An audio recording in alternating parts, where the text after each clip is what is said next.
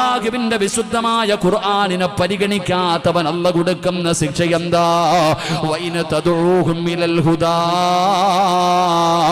ഫലയഹ്തദൂ ഇദൻ അബദാ. ഒരിക്കലും നന്നാകില്ലടോ. അവന്റെ ഹൃദയത്തിന്റെ അകത്തേക്ക് ഈമാനിന്റെ വെളിച്ചം കേറൂല. അവരുടെ ഹൃദയത്തിന്റെ അകത്തേക്ക് ഈമാനിന്റെ പ്രകാശം കേറൂല.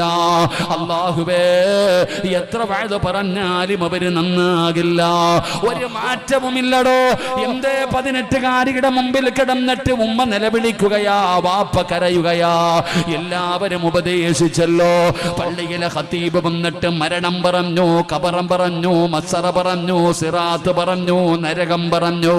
മോളെ, ഈമാനില്ലാതെ മരിച്ചു പോകും മോളെ. എന്നിട്ടും ഒരു ചലനമില്ലല്ലോ. എന്തേ അവള് നന്നാകാത്തത്?